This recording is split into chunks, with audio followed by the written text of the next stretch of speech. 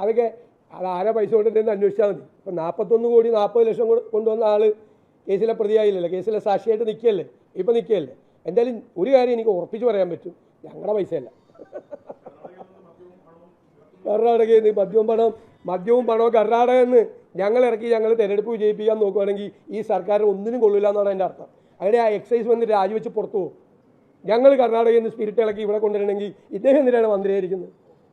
ഈ മന്ത്രിയുടെയും അളിയൻ്റെയും നേതൃത്വത്തിൽ നടന്ന നാടകമാണ്, പാതിരാ നാടകമാണ് റെയ്ഡ്. രണ്ടാമത് ട്രോളി നാടകം. അവസാനം മൂന്നാമത് ഒരു സ്പിരിറ്റ് നാടകം കൊണ്ടുവന്നു. അവസാനം ഇപ്പോൾ എല്ലാവർക്കും മനസ്സിലായി സ്പിരിറ്റ് കൊണ്ടുവന്നത് 2 CPM-ൻ്റെ ലോക്കൽ കമ്മിറ്റി അംഗങ്ങളാണ്. ഞങ്ങൾക്കാർക്കും അതിൻ്റെ പങ്കില്ലേ? ആർക്കെങ്കിലും അധികം പൈസ ഉണ്ടെങ്കിൽ ഞങ്ങൾക്ക് തിരഞ്ഞെടുപ്പ് ഞങ്ങൾ എങ്ങനെ നേരിടുമെന്ന് അറിയാം. നിങ്ങൾ അവിടെ ചെന്ന് നോക്കിയാൽ അറിയാം. പ്രചരണത്തിലൊക്കെ ഞങ്ങളെക്കാളും കൂടുതൽ പണം ചിലവാക്കിയിരിക്കുന്നത് BJP-യും CPM-ഉമാണ് 2 സ്ഥലത്തും. ഞങ്ങൾക്ക് അവരോട് പിടിച്ചു നിൽക്കാൻ പോലും പറ്റുന്നില്ല. ഞങ്ങളുടെ പ്രവർത്തകർ കഷ്ടപ്പെട്ടിട്ടാണ് ചെയ്യുന്നത്.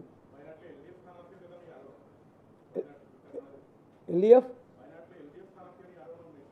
എന്തും പറയാമല്ലോ. തിരഞ്ഞെടുപ്പ് കാലത്ത് അടിസ്ഥാനമില്ലാതെ തെളിവില്ലാതെ ആർക്കെതിരെ ഉന്നയിക്കാം. ഇതൊക്കെ പണ്ട് പോലെ പറയുന്നവർ പണവും മറ്റതും വരുന്നു എന്ന്. അത് അവരുടെ സർക്കാരല്ലേ അത് തടയേണ്ടത്. ബോർഡറിലൊക്കെ ആളുകളെ നിർത്തി ചെക്കൊക്കെ ചെയ്ത് അതിർത്തി വഴിയല്ലേ കടന്നു വരുള്ളൂ. ഇനി മദ്യം കടന്നു വരുന്നുണ്ടെങ്കിലും പണം കടന്നു വരുന്നുണ്ടെങ്കിലും അതിർത്തി വഴിയല്ലേ വരുള്ളൂ. അതിർത്തിയിൽ പോലീസിനെ കൊണ്ട് എക്സൈസിനെ കൊണ്ടും നന്നായി ചെക്ക് ചെയ്യാൻ പറ. കേരളം മുഴുവൻ ഈ സ്പിരിറ്റ് ഒഴുകുകയല്ലേ.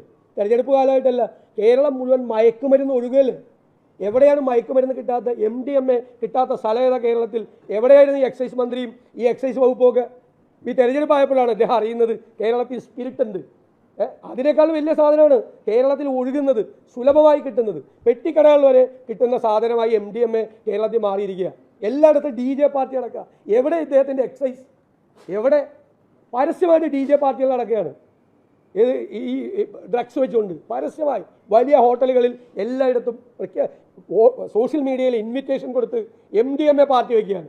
അവിടെ നേരമില്ലാത്തവരാണ് ഇപ്പോൾ തെരഞ്ഞെടുപ്പിൽ സ്പിരിറ്റ് ഒഴിക്കുന്നതെന്ന് പറഞ്ഞത് നാടകമായിട്ട് വരുന്നത്.